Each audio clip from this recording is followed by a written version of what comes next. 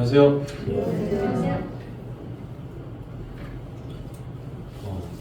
제가 지난달에 했던 말씀을 혹시 기억하실지 모르겠습니다. 제가 공동체를 무너뜨리는 법이라는 제목으로 기제를 드렸습니다.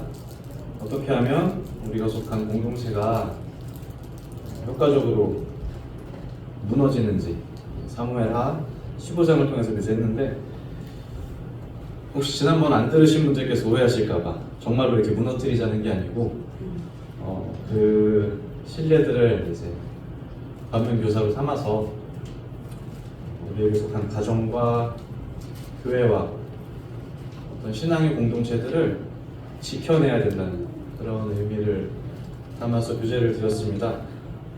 한번 좀 다시 찾아보기를 원하는데, 우리 구약성경 사무엘하 15장을 찾아보겠습니다. 구약성경 사무엘하 15장입니다.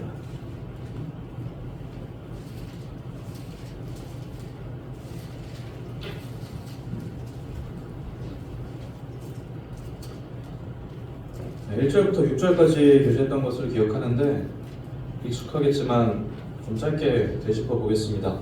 압살롬이 많은 달란트를 하나님께로부터 받았다는 것을 교제드렸습니다.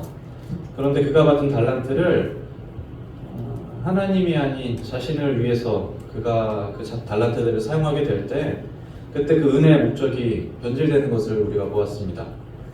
또한 그가 자신의 내면이 아닌 다른 사람들에게 보여지는 외면에 집중하는 것도 우리는 주목해 봤습니다.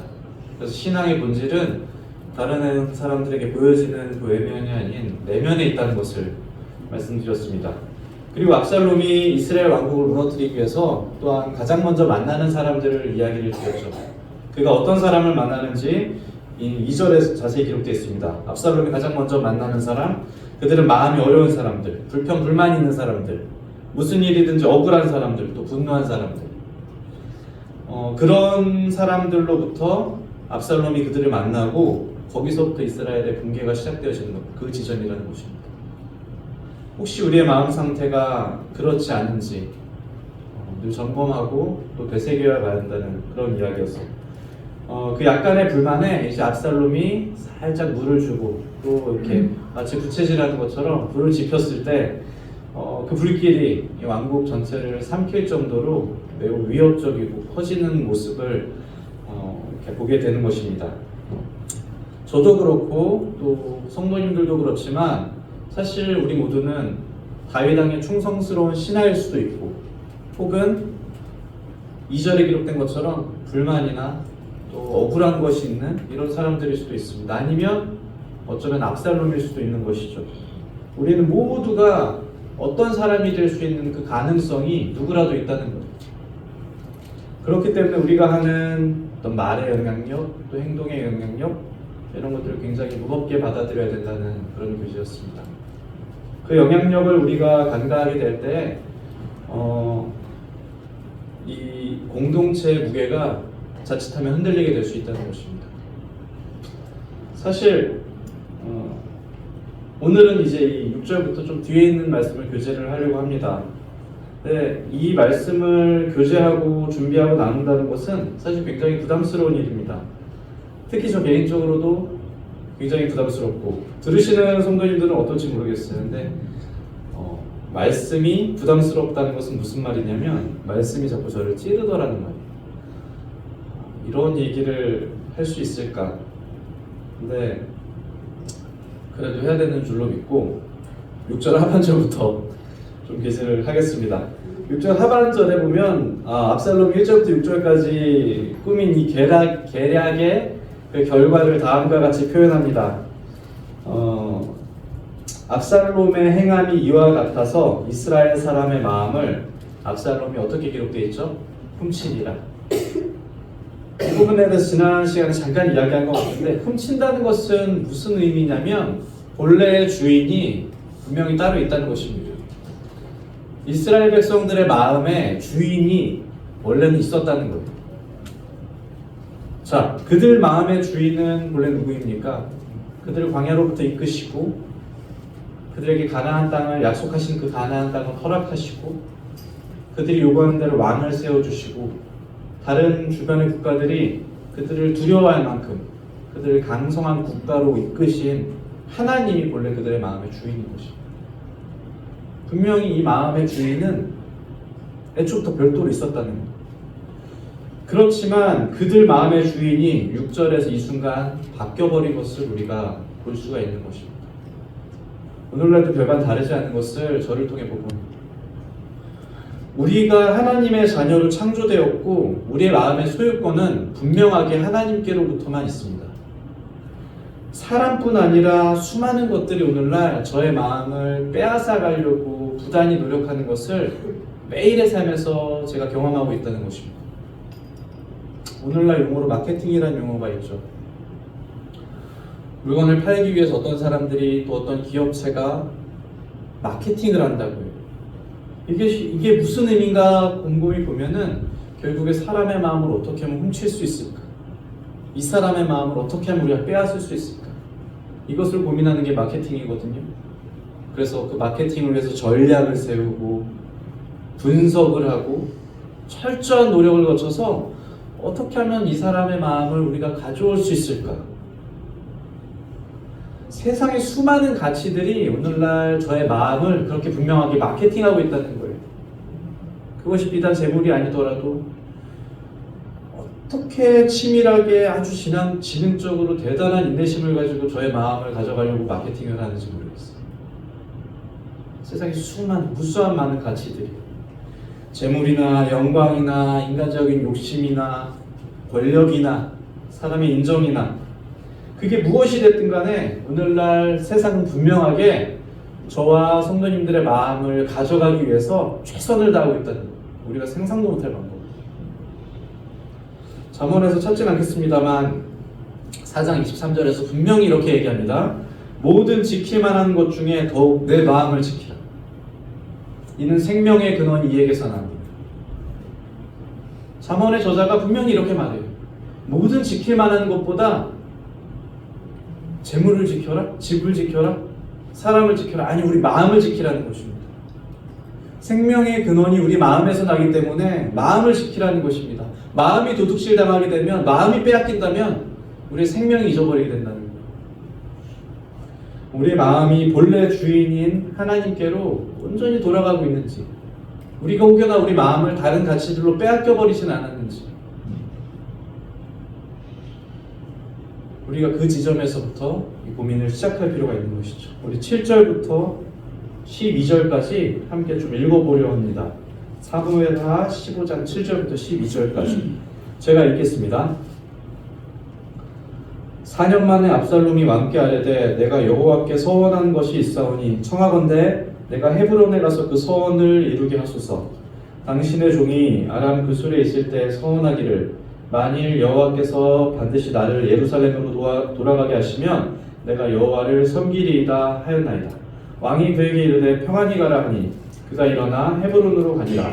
이에 압살롬이 정탐을 이스라엘 모든 지파 가운데 두루 보내 이르기를 너희는 나팔 소리를 듣거든 곧 말하기를 압살롬이 헤브론에서 왕이 되었다 하니라. 그때 청함을 받은 200명이 압살롬과 함께 예루살렘으로부터 헤브론으로 내려갔으니 그들은 압살롬이 꾸민 그 모든 일을 알지 못하고 그저 따라가기만 한 사람들이라. 제사 드릴 때 압살롬이 사람을 보내 다윗의 모사사람 아히도벨을 그의 성읍 길로에서 청하여 온지라. 반역하는 일이 커감에 압살롬에게 돌아오는 백성이 많아지니라. 7절부터 12절까지 함께 읽었습니다. 압살롬이 1절부터 6절까지 굉장히 치밀하고 간교하게 자신의 목적을 이루기 위해서 계획하는 것을 우리가 함께 보았습니다. 그가 이 계획을 자기가 마치 4년 동안 했다는 거예요. 7절에 그가 4년 만에 압살롬이 왕에게 나아갔어요. 얼마나 치밀하고 또 얼마나 계획적이고 좋은 의미로 말하면 정말 대단한 재능을 가지고 있는 것입니다. 그런데 우리 마음을 빼앗기 위한 세상의 수많은 도구들, 세상의 수많은 가치들은 사실 이거보다 더하면 더했지 덜하진 않다는 거예요. 그만큼 우리 마음이 분명한 위협 가운데 오늘날 놓여져 있다는 것입니다. 이제 그가 4년 동안 그의 계획을 차근차근 진행하고 자신이 보기에 이 계획이 어느 정도 완성 단계에 도달했다고 아마 판단했을 것입니다. 그래서 그는 그 계획을 이제 본격적으로 진행시키기로 하는 거예요. 그래서 다윗 왕을 떠나서 헤브론에서 자신의 세력을 규합하고 이제 헤브론에서부터 새로운 왕국을 자신들의 추종자를 모아서 다윗 왕에게 이제 반기를 들려는 그 계획을 본격적으로 실행시키는 거죠. 자, 그런데 그가 다윗 왕에게 뭐라고 얘기하는지를 우리가 주목해 봐야 합니다. 7절에 보시면 압살롬이 왕께 하려되 내가 여호와께 서원한 것이 있사오니 청하건대 내가 헤브론에 가서 그 서원을 이루게 하소서. 우리는 압살롬의 목적을 분명히 알고 있습니다. 그의 목적은 반란입니다. 그의 목적은 다윗 왕을 적대시하는 것입니다. 그의 목적은 절대 예배가 아니라는 것을 우리가 분명하게 알고 있다. 그런데 그는 지금 여호와를 섬겨야 된다고 다윗 왕에게 이야기하는 중이에요. 그가 지금 다윗 왕을 속이려고 하는 거예요. 자신의 목적을 교묘하게 감추고 마치 예배하는 사람인 것처럼, 마치 예배하려는 것처럼, 예배하는 자처럼 보이길 원하고 있어요. 그가 다윗 왕을 속이기 위해서 선택한 구실이 왜 예배였을까요? 그가 왜 다윗 왕을 속이기 위해서 선택한 구실이 왜 다름 아닌 서원이나 제사나 예배 같은 것들로 그를 속이려고 했던 것입니다. 이것은 다윗 왕이 거절할 수 없는 핑계가 된다는 것을 분명하게 알고 있었어요. 다윗 왕은 예배하는 사람이었습니다.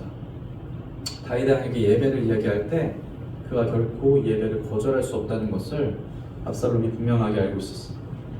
오늘날 분열을 일으키는 수많은 제목들도 사실은 이 거룩해 보이는 동기에서 시작된다는 것이 매우 아이러니한 지점입니다. 오늘날 우리 믿음의 공동체, 그것이 가정이든 교회든 무지적인 교회든 하나님을 섬긴다는 거짓된 목적 아래 얼마나 많은 죄들이 자행되고 있는지를 우리가 분명하게 알아야 된다는 거예요. 무수히 많은 인간적인 목적들이 예배로 포장되기도, 인간의 내면에서 예배로 포장돼서 드러나게 된다는 것입니다. 그것은 때로 개인적인 욕심일 때도 있고 또 나의 편이나 안락함을 위한 목적일 때도 있습니다. 나의 이름을 드높이는 목적일 때도 있어요. 혹은 나의 가족을 위한 어떤 목적일 때도 있어요. 그것이 무엇이 됐던 육신의 목적이 하나님을 위한 것들로 둔갑해서 이렇게 겉으로 표출되게 될 때 그 순간이 우리의 공동체가 무너지기 시작하는 시점인 거예요. 예를 들면 예배가 아닌 것들이 예배의 탈을 쓰고 또 헌신이 아닌 것들이 인간적인 어떤 열심이나 나의 의를 위한 것들이 헌신의 탈을 쓰기도 해요. 사랑이 아닌 것들이 겉으로 보기엔 사랑인데 그것이 어떤 인간적인 호의나 다른 사람의 마음을 얻기 위한 동기나 이런 것들이 사랑으로 포장되어서 하나님을 섬기는 것이냐 둔갑하는 시점이 있다는 거예요. 저는 오늘 말씀을 준비하면서도 이것과 관련된 질문을 스스로에게 끊임없이 해야 했습니다. 혹시 이 반역을 하나님을 향한 예배로 포장하고 있는 압살롬처럼 오늘 나의 예배가 혹시 내 내면의 거짓을 포장하고 있지는 않은지, 감사와 찬양이 혹시 나는 죄사함 받았다는 그런 선민의식에서 나오진 않는지, 아니면 제가 지금 성도 여러분들에게 드리는 이 말씀 교재가 성령의 도우심 없이 정말 사람들에게 듣기 좋은 말, 칭찬받기 마땅한 말, 이런 말들로 포장되어서 하고 있진 않은지, 그런 것들을 끊임없이 제 내면에 물어봐야 된다는 거예요. 그렇지 않으면 저의 인간적인 어떤 욕심들이나 인간적인 방법들이 충분히 예배로 포장되어서 나올 수 있다는 것입니다. 이것을 어떻게 잘 아냐면 제가 그런 경험이 분명히 있기 때문에 그렇습니다. 제 안에서 예배의 탈을 쓰고 나오는 것들이 예배가 아닌 경우가 분명히 있게 된다는 거예요. 섬김의 탈을 쓰고 나오지만 거의 섬김이 아닐 때가 있다는 거예요. 제가 사랑을 말하지만 사실은 그것이 사랑이 아닐 때가 분명히 있다는 거예요. 이것을 제가 때때로 많은 순간에 경험하고 있다는 것입니다. 하나님을 섬긴다는 그 대전제 아래서 수많은 악한 일들이 사람에게서부터 자행돼요. 기성교회 타락한 인도자들은 끊임없이 헌신과 충성을 말하거든요. 그런데 그 헌신과 충성이 하나님을 향한 것이 아니라 자신을 향한 헌신과 충성이라는 그 내면의 목적을 숨긴다는 겁니다. 올해 3월에 그 TV에서 이단들을 폭로한 다큐멘터리가 방영된 적이 있습니다. 그래서 사회적으로 굉장한 이슈였던 것으로 기억해요. JMS, 만민중앙교회, 아가동산, 또 뭐가 있었죠? 이런 다양한 이단들이 그 매체에서 폭로를 했어요. 그래서 그와 관련된 피해자들도 인터뷰하고 수많은 그 사례들을 이제 방송을 했단 말이에요. 자, 그런데 그 타락한 인도자들의 일관된 메시지가 무엇이었는 줄 아십니까? 그것이 여호와를 섬기는 일이라는 메시지였어요. 그것이 하나님을 사랑하는 일이라는 메시지였어요. 물질적, 정신적, 신체적으로 수많은 피해자들을 만들어내고 사회에 얼마나 많은 악영향을 끼쳤는데 그들이 일관적으로 주장했던 내용이 다름 아니라 이 예배의 탈을 쓰고 있다는 말이에요. 하나님을 섬기는 일이라고 그들이 주장했다는 거예요. 비단 그렇게 극단적인 경우가 아닐지라도 예배가 아닌 것들이 우리 내면에서 정말 예배의 모습으로 변하는 일들이 어떻게 보면 수시로 또 어떻게 보면 이따금씩 발생하게 되는 부분이 분명히 있게 될 줄로 생각합니다. 그렇지만 저 개인과 공동체 가운데 그런 것들이 용납되어질 때, 예배가 아닌 것들이 예배의 모습으로 용납되어질 때 그때 우리의 공동체가 분명하게 위협받게 되는 순간이랍니다. 15장 10절을 보시겠습니다.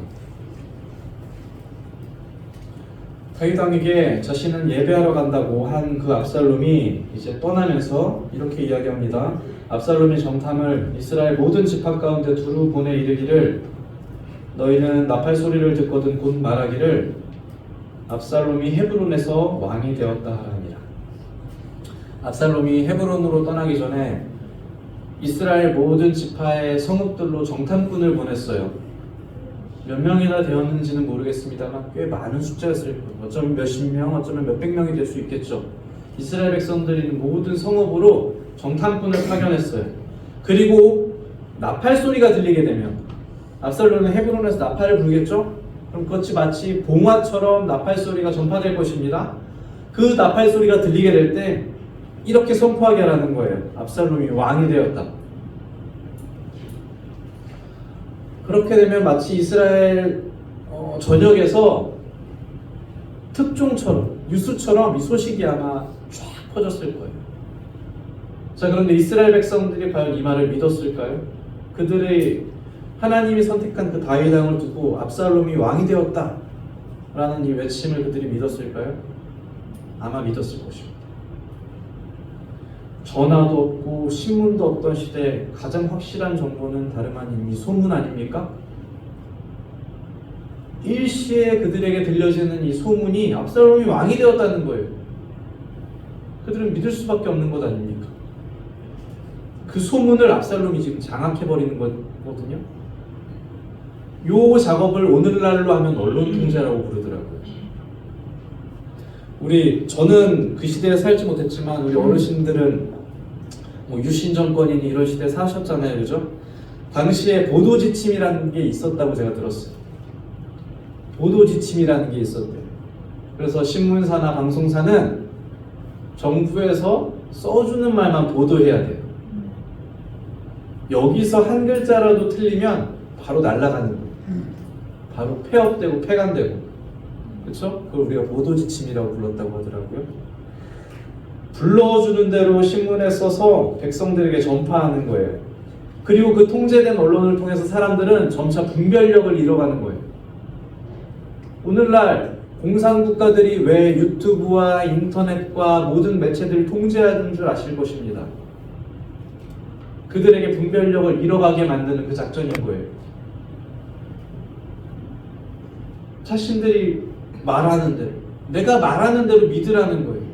다른 사람이 하는 말 듣지 말라는 거거든요.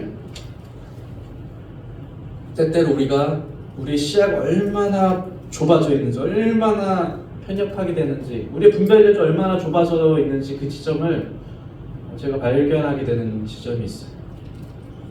성도의 유일한 판단의 근거는 무엇입니까? 성도가 어떤 일을 분별할 때, 성도가 어떤 일을 판단할 때 그 유일한 근거는 무엇입니까? 그것은 다름 아닌 하나님의 말씀 아닙니까? 우리는 말씀으로 판단하고 말씀으로 분별하고 말씀으로 모든 가치관을 정립해야 되는 것이죠.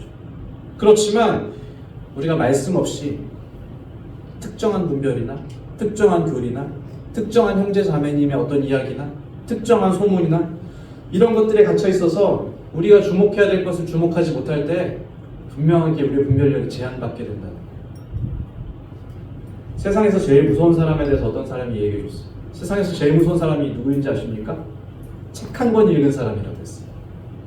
책 한 권 읽고 그게 세상의 모든 지식인 것처럼 떠벌리고 다니는 사람.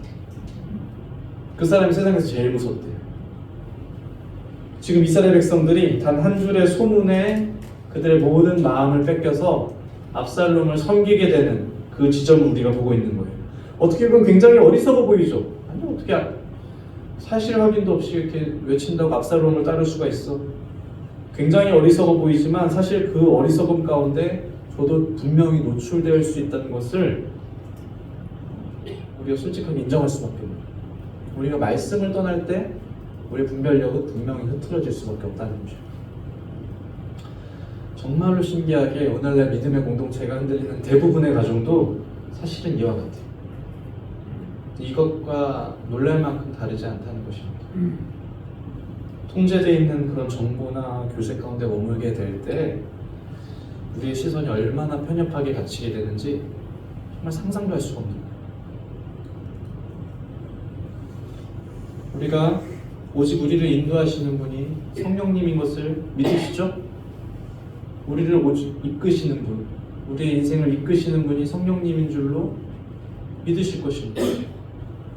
앞에 있는 인연 형제 어떤 말씀이나 다른 어떤 유명한 형제님의 말씀이나 유튜브에서 듣는 어떤 형제님, 그 목사님의 설교나 내가 가장 신뢰하는 형제 자매님의 그런 권고가 우리를 인도하는 것이 아니라 오직 성령님만이 우리를 통제하고 하나님의 말씀만이 우리의 모든 분별을 주관하실 수 있도록 거기에 우리 마음을 내어드려야 된다.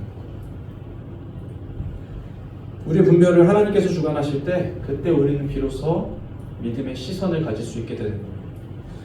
11절을 한번 보시면 통제된 분별에 갇힌 사람들의 모습이 어떤 사람인지 정확히 성경에서 이야기해 줍니다.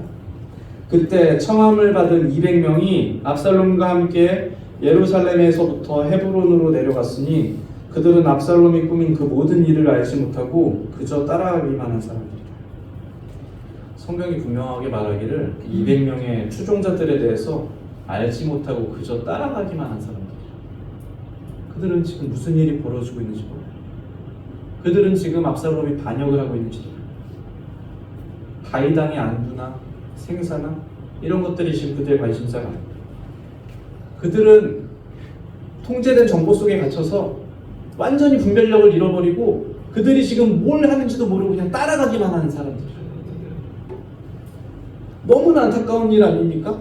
그저 따라갔을 뿐인데 이들이 하나님의 나라를 분열시키는 마중물이 됐다니까요. 이 추종자들로부터 다른 추종자들이 나오고 마침내 이스라엘이 다윗 왕에게 완전히 반기를 드는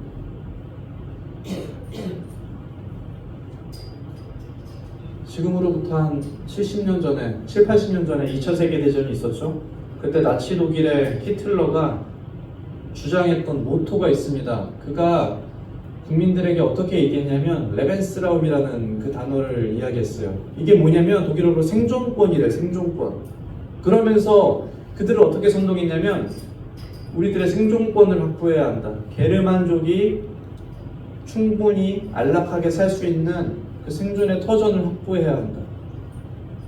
그리고 그 생존권을 생활 공간을 위해서 전쟁을 일으킨다는 명분이었어.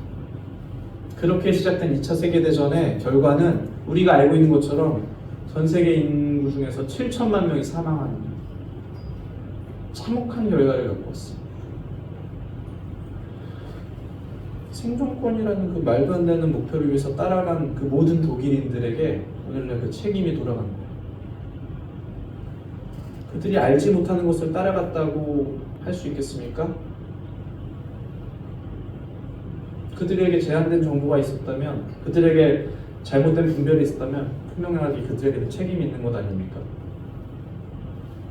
로마서 8장 14절에 찾지는 않겠습니다만 이렇게 기록되어 있어요. 물론 하나님의 영으로 인도함을 받는 사람은 곧 하나님의 아들이라. 하나님의 자녀라면 인도하심을 하나님의 영 가운데 인도함을 받는다는 말이잖아요. 그죠? 구원받은 성도라면, 적어도 그리스도인들이라면 알지 못하는 것을 그저 따라갈 수 없다는 거예요. 여기 기록된 200명처럼 우리가 알지 못하는 것을 그저 따라갈 수 없다는 거예요. 우리가 성령님의 인도하심 가운데 우리가 따라가야 할 것이 무엇인지, 우리가 섬겨야 될 대상이 무엇인지 정확하게 분별할 수 있는 능력이 정말로 다행히도 저와 여러분들에게 있다는 거예요. 우리가 따라야 될 대상을 결정할 수 있는 그 능력이 정말 다행스럽게도 우리에게 있다는 것입니다. 우리가 오늘날 아까 서두 이야기한 것처럼 우리 마음의 주인을 정해야 된다고 말씀드렸죠. 우리가 따라가는 것이 무엇인지 명확해 하시기를 바랍니다. 우리가 무엇을 하는지, 어디로 가는지도 모르고 교회에 나온 것이 아니라 우리가 섬겨야 될 분을 섬기고 우리가 따라가야 될 분을 따르고 우리가 해야 할 일을 하는 거예요. 하나님의 영으로 그렇게 인도하심을 받는 것입니다. 그것도 모르고 그냥 이렇게 어디로 가는지도 따라가는 이런 사람들이 되지 않기를 바라는 거예요. 15장 12절에 보시면 제사 드릴 때에 압살롬이 사람을 보내 다윗의 보사사람 아히도벨을 그의 성읍 길로에서 청하여 온지라 반역하는 일이 커가매 압살롬에게 돌아온 백성이 많아지니라. 반역하는 일이 지금 커간다고 기록하죠. 원래 작았다는 거예요. 점점 커가잖아요. 그죠? 계속 커갑니다. 작은 불만에서 시작된 그 반역이 점차 커가고 한 사람, 두 사람, 10사람, 그리고 아까 기록되어 있는 것처럼 11절에는 200사람, 그리고 그보다 많은 2,000명, 몇만 명 이렇게 커가는 거예요. 불만은 마치 눈덩이를 굴리는 것과 같다고 말했어요. 작았던 그 불평과 작았던 불만의 씨앗이 굴릴수록 커지고 많아진다. 그리고 그 눈덩이가 마침내 왕국을 무너뜨릴 정도로 큰 산사태가 되어서 이제 12절에 돌아온 거예요. 우리가 15장 1절부터 12절까지 다 읽었잖아요. 이 다윗왕을 무너뜨리는 폭풍우가 어디서부터 시작됐습니까? 2절에 기록되어 있는 작은 불만부터 시작되는 거예요. 누군가에게 불평에 불과할 수도 있고 누군가에게 그냥 신세한탄에 불과할 수도 있지만 압살롬에겐 그것이 너무나 좋은 재료였다는 것입니다. 사실 이런 말씀을 드리면 이렇게 말씀하실 수도 있어요. 아니 형제님, 우리가 잘 되길 바라는 마음에서 비판도 하고 또 권고도 할 수 있는 것 아닙니까? 불만도 가질 수 있고.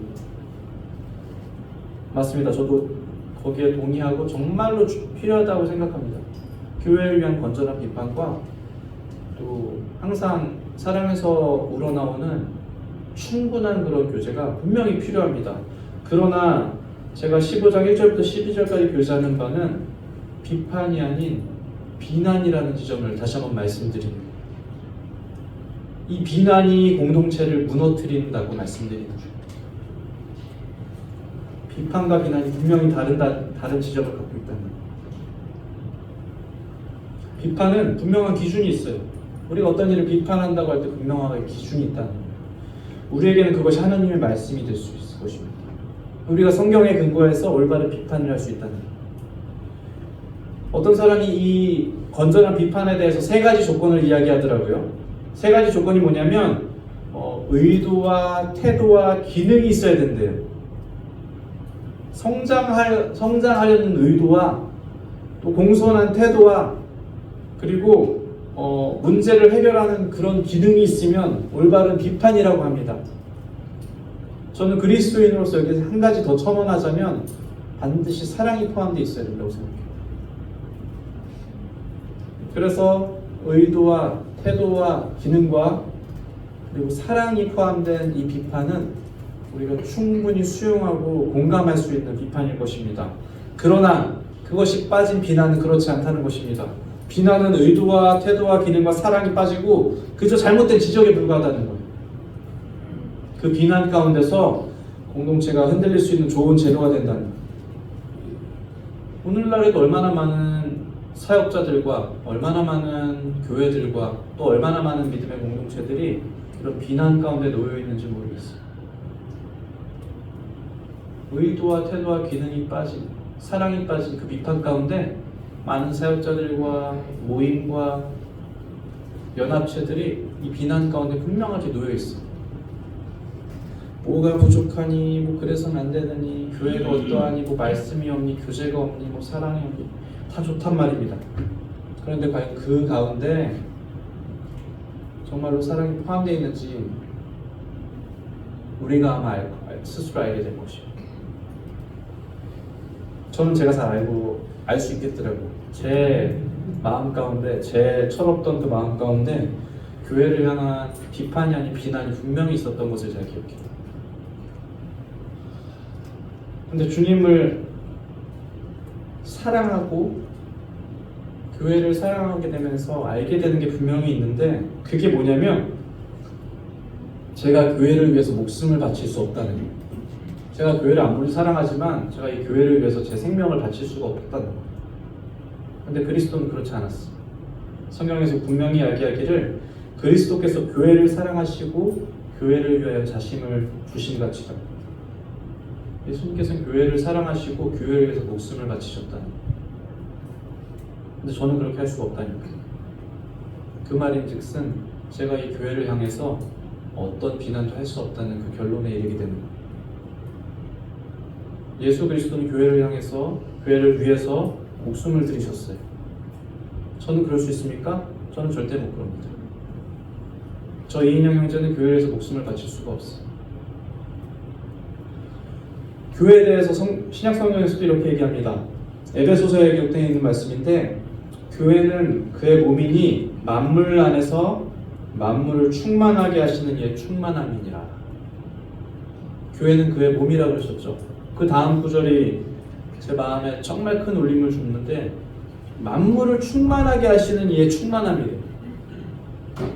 하나님은 온 우주를 충만하게 채우시는 분입니다. 그죠? 그분은 모든 만물을 창조하시는 분이에요. 그래서 하나님을 가리켜서, 그리스도를 가리켜서 그분은 만물을 충만하게 하시는 분이에요. 근데 그분이 어디서부터 충만함을 얻냐면 다름 아닌 교회라는 것입니다. 그분은 교회 가운데서 충만해진다. 그분은 교회를 통해서 충만하게 해진다는 거예요. 제가 어린 마음에 아무리 비난했던 그 교회를 할지라도 예수 그리스도는, 우리를 창조하신 하나님은 그 교회 가운데서 충만함을 느낀다는 것입니다. 이게 제가 몰랐던 교회의 비밀이라는 것입니다. 그리스도께서 사랑하시는 교회라면 제가 거기에 감히 손가락을 들 자격이 없다는 것을 이 말씀을 통해 배우게 돼요. 그것이 얼마나 교만하고 부끄러운 일인지 제가 오늘 아침에도 반성했어요. 제가 어제 밤에 자다가 저희 자매랑 침대에 누워서 얘기하다가 제가 또 실언을 했어요. 제가 다른 교회 저에게 얘기하면서 제가 또 실언을 했어요. 사랑과 의도와 기능과 태도가 빠진 교회에 대한 실언을 했습니다. 자매랑 교제 가운데. 그래서 오늘 아침에 그것이 얼마나 교만하고 부끄러운 일이었는지를 하나님 앞에 회개할 수밖에 없었어요. 13절에 보시면, 전령이 다윗에게 와서 말하되 이스라엘의 인심이 다 압살롬에게로 돌아갔나이다. 자, 이스라엘의 인심이 다 압살롬에게 돌아갔다는 이 시점. 이 반역은 우리가 일전에 말씀드린 것처럼 실패했지만 또 어떤 면에서 성공했습니다. 이스라엘 왕국을 분열시키고 무너뜨리는 것이 그의 목적이었다면 사실은 성공한 셈이 되었다라고 이야기했어요. 왜냐하면 이를 통해서 이스라엘 백성들의 마음이 분명히 나뉘어져 있다는 것을 확인하게 되었거든요. 다윗 왕국이 이 반란을 진압했을지언정 사실은 서로 신뢰하지 못하고 서로 마음을 나누지 못하는 이 관계가 분명히 되어버린 거예요. 이것은 다시 그 전으로 되돌릴 수가 없는 지점이 됐어요. 왜냐하면 이 분열의 결과 중 하나가 그것을 분명하게 말하고 있거든요. 이제 말씀을 정리하기 위해서 뒤로 몇 장 넘기셔서 우리 열왕기상 1장을 좀 보실게요. 열왕기상 1장의 말씀을 통해서 이 분열의 결과 중 이제 또 중요한 하나의 결과를 보겠습니다. 열왕기상 1장입니다.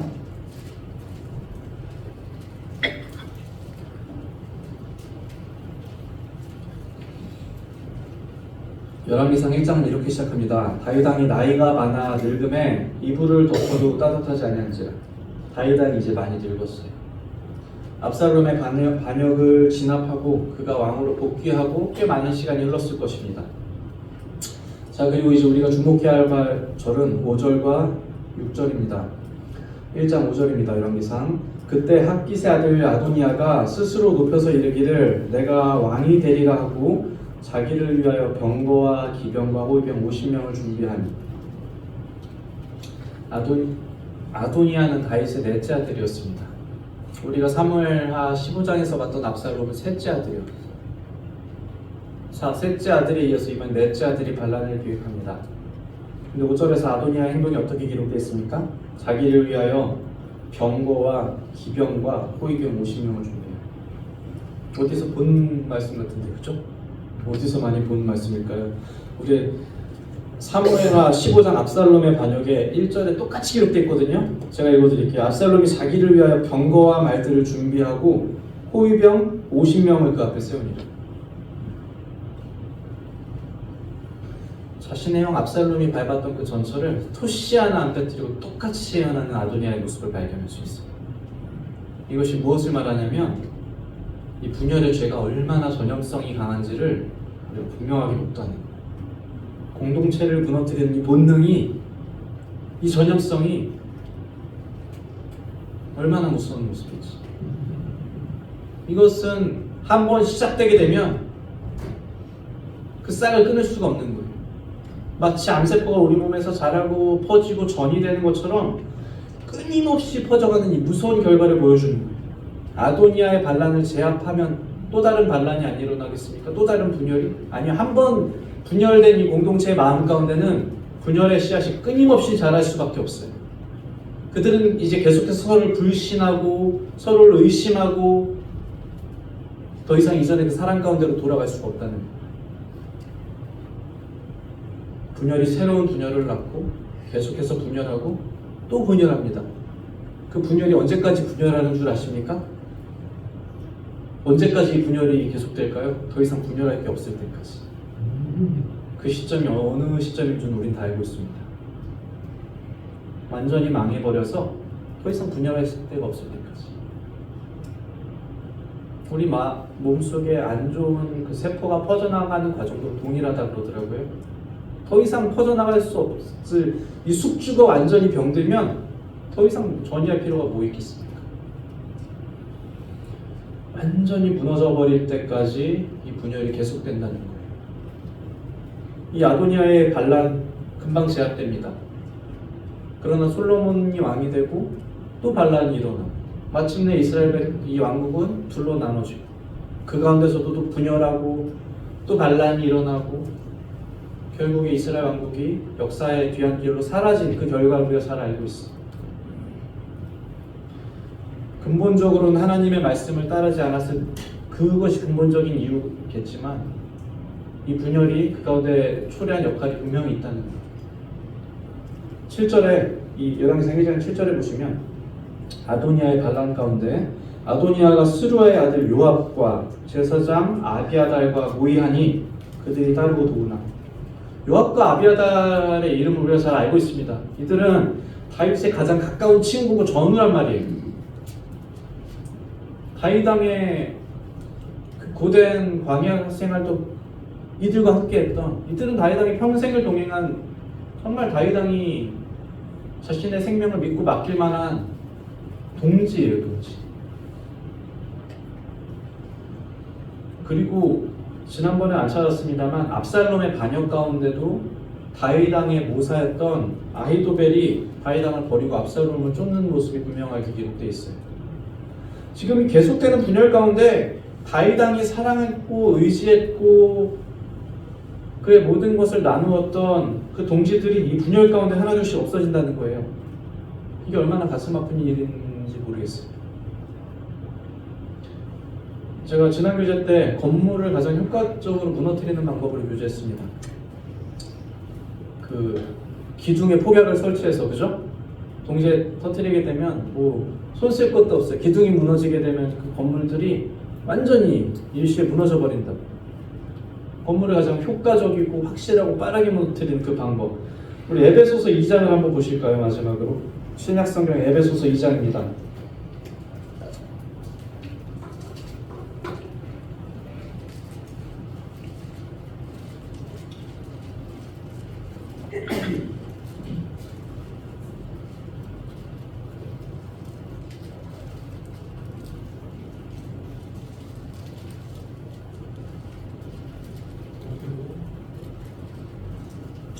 자, 에베소서 2장입니다.